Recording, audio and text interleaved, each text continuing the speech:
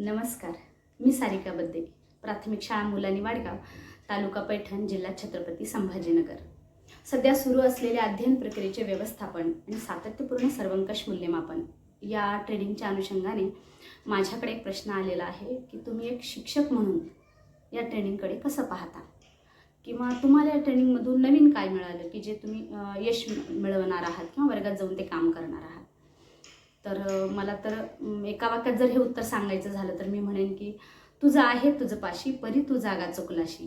हा जो विचार आहे हा या ट्रेनिंगने अधोरेखित करून आम्हा शिक्षकांसमोर ठेवलेला आहे. खरं तर पहिल्यांदा आपण गोष्ट कुठलीही शिकत असताना आपली धारणा बदलली पाहिजे. जोपर्यंत आपली धारणा बदलणार नाही तोपर्यंत आपल्याला यश मिळणार नाही. खूप सारे प्रयत्न करून ज्यावेळेस आपण यशापर्यंत पोहोचत नाही त्यावेळेस प्रयत्न न सोडता तो मार्ग सोडला पाहिजे, म्हणजे मार्ग बदलला पाहिजे.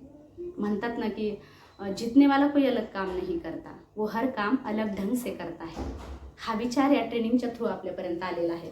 कारण या गोष्टी हा विचार अगोदर कोणीतरी अंमलात आणलेला आहे, कोणीतरी त्याच्यावर काम केलेलं आहे आणि हा मार्ग त्यांनी आपला धोपट करून आपल्यासमोर ठेवलेला आहे. त्यांना यश मिळालेलं आहे आणि ते सांगतायत की आता आम्ही या मार्गाने गेलो, आम्हाला यश मिळालं, तर तुम्ही पहा तुम्हाला पण यश मिळेल. म्हणजेच एक सोपं करून एक धोपट मार्ग करून त्यांनी आपल्यासमोर ठेवलेला आहे आणि खूप सारे नवीन विचार या ट्रेनिंगमध्ये आहेत. पहिल्यांदाच आपण एक प्रयोग पाहिला की जर बाटलीचं झाकण बंद असेल तर आपण त्यामध्ये पाणी ओतू शकणार नाही. आणि दुसरं असं की त्यांनी पहिला प्रश्न आपल्याला असा विचारला पुस्तकामध्ये, आव्हान पुस्तिकेमध्ये आपण सगळ्यांनी तो प्रश्न सोडवलेला आहे की तुम्हाला आत्तापर्यंत कुठली गोष्ट जास्त लक्षात राहिली, कुठली गोष्ट अशी आहे की जी तुम्ही आजपर्यंत स्मरणात ठेवलेली आहे. तर आपण सगळ्यांनी उत्तर लिहिलं की मी स्वतः शिकलेली. त्याचा पर्याय होते की कुणी शिकवलेली किंवा काय. तर आपण स्वतः शिकलेली गोष्ट आपण कायम स्मरणात ठेवतो आणि म्हणून इथं आपली धारणा आता पहिल्यांदा बदलायची आहे की आपण मुलांना शिकवायचं नाही तर त्यांना शिक्त करायचं आहे. मला असं वाटतं आता या मुलं आपण शिकवायचं नाही याच्यावरती खूप साऱ्या चर्चा सध्या घडत आहेत. खूप सारे प्रश्न लोकांच्या मनामध्ये आहेत आणि माझ्या मैत्रिणीने तर मला फार विचित्र प्रश्न असा विचारला. खरं तर त्याचं एक्सप्लेन मी शेवटी करणारच आहे. तर मला असं वाटतं की एखाद्या संशोधनात किंवा एखादी कृती करत असताना किंवा एखादं प्रोजेक्ट राबवत असताना, एखादं काम करत असताना, त्याच्या खोलात जात असताना आपण स्वतःला 3 प्रश्न विचारले पाहिजेत. पहिला प्रश्न असा आहे की का करायचे, का, काय आणि कसे. तर प्रश्न पहिला आहे की का करायचं आहे, आपण का ट्रेनिंग करायचे, का आपण वेगळं आपली धारणा बदलायची, काय वेगळं शिकायचं आहे. तर मला असं वाटतं की याचं उत्तर सगळ्यांनाच माहीत आहे की आपण आपल्याला जे हवं ते यश आहे त्यापर्यंत आपण पोहोचू शकत नाही आहोत. सगळ्या स्तरातून अशी ओरड येते की आपली मुलं शिकत नाहीत, मागे पडतात आणि म्हणून आपल्याला ते करायचं आहे. दुसरं महत्त्वाचं म्हणजे की ही मुलं जी आहेत ती 21व्या शतकातली मुलं आहेत.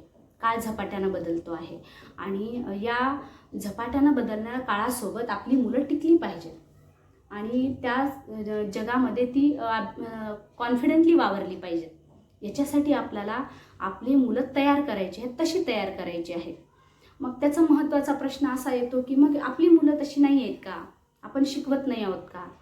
तर याचा पहिलं त्यांनी एक उत्तर असं सांगितलं की हे का राबवायचे, तर लर्निंग टू लर्न, सतत शिकत राहण्यासाठी शिकवायचे.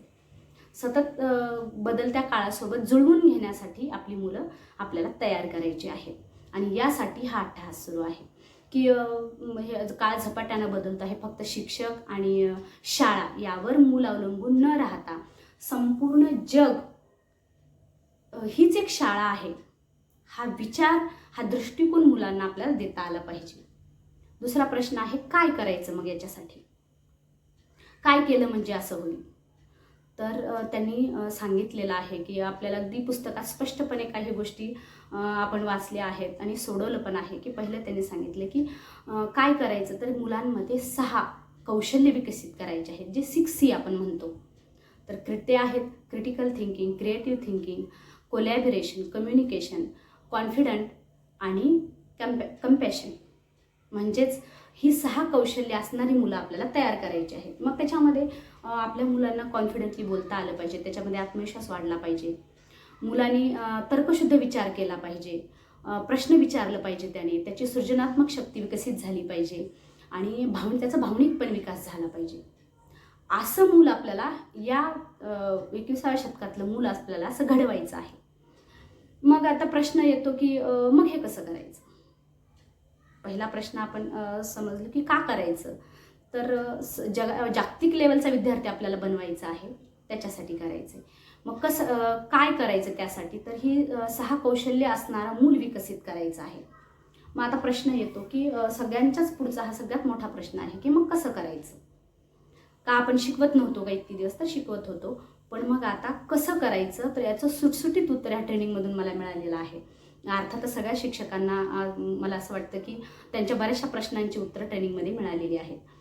त्याचं पहिलं असं आहे की त्यांनी एकदम सुटसुटीत असा प्रोजेक्ट आपल्यासमोर ठेवलेला आहे की तुम्ही अशा स्टेपनं गेल्यानंतर तुम्हाला यश मिळेल. तर त्यांनी सांगितलं की आपल्या वर्गामध्ये 3 प्रकारची मुलं असतात. अध्ययन स्तरातली वेगवेगळ्या 3 अध्ययन स्तरातली मुलं आपल्यासमोर असतात आणि त्यानुसार आपण त्यांची गट करायची आहे. तर आसर, नॅस आणि पिसा या 3 अध्ययन स्तरातली मुलं आपल्यासमोर असतात. आपण त्यांचे त्या स्तरानुसार गट करायचे आहेत. पुढं काय करायचं. मुलं आपण तर वर्गात सगळ्यांना सारखं शिकवतो, पण मग इथं आपली एक चूक त्यांनी सांगितली की आपण एका साच्यामध्ये मुलं सगळेच बसवते, मग मागं पडणाऱ्या मुलांनाही तेच करतोय आणि आपली चिडचिड होते. तर आपण मुलांना शिकतं करायचं आहे, आपण शिकवायचं नाही. मग त्याच्या स्वतःच्या गतीनं त्याला शिकतं करायचं आहे. त्या गटाच्या त्याच्या अध्ययन स्तरानुसार त्याला शिकतं करायचं आहे. मग त्यासाठी काय करायचं, तर त्यांनी 6 गोष्टी त्यांनी सांगितल्या आहेत. मग या थ्रू आपल्याला त्यांना त्यांच्या गतीनं शिकण्यासाठी पुढं आणायचं आहे. आणि मला तरी असं वाटतं की मुलाची स्वतःची जी क्षमता आहे त्याच्या क्षमतेचा विकास करणं म्हणजे शिक्षण. म्हणजे एखादा मुलगा गणितात खूप चांगला आहे तर त्याला त्याच्यात पुढं आणायचं आहे आपल्याला आणि त्याच्यामुळे त्याचा कॉन्फिडंट वाढेल. एकदा त्याचा कॉन्फिडंट वाढला की मग त्याच्या गणिताच्या माध्यमातून आपल्याला दुसरीकडे आपल्याला नेता येतं. मग असं करत असताना आपल्याकडे आपल्या शिक्षकाला एक गोष्ट लागणार आहे आणि ती म्हणजे खूप मोठा संयम. आणि हे करत असताना जे स्तर आपण पाहिले, गट पाहिले, त्याच्यानुसार आपल्याला कुठल्या ॲक्टिव्हिटी घ्यायच्यात त्या पाहिल्यात आणि त्याच्यानंतर मग आपल्याला जायचं आहे की त्या मुलाकडे स्वतः शिकण्याची क्षमता विकसित करायची आहे. तो हळूहळू तो आपल्या स्तरानुसार शिकेल, आपल्या गटामधून तो शिकण्याचा प्रयत्न करेल किंवा मग आपल्याला त्याला समाजाचा, त्याच्या मित्राचा, कुटुंबाचा आणि इव्हन त्याच्या प्रत्येक मित्राचा आपल्याला त्याला शिकण्यासाठी उपयोग करायचा आहे. अशा प्रकारचा एक नवीन विचार या ट्रेनिंगमधून आम्हाला मिळाला आणि तोही अगदी सुटसुटीत आपण काय केलं पाहिजे.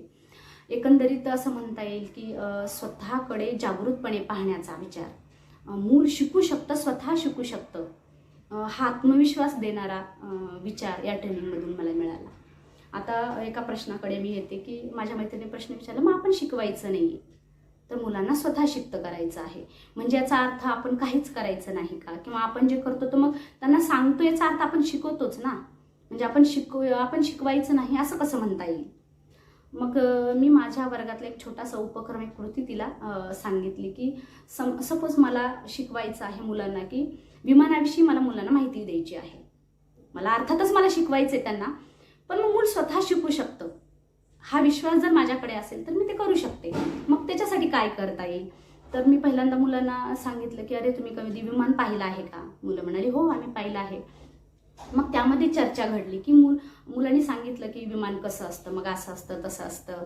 मुलांची जेवढी प्राथमिक माहिती होती त्यांनी ती सांगितली.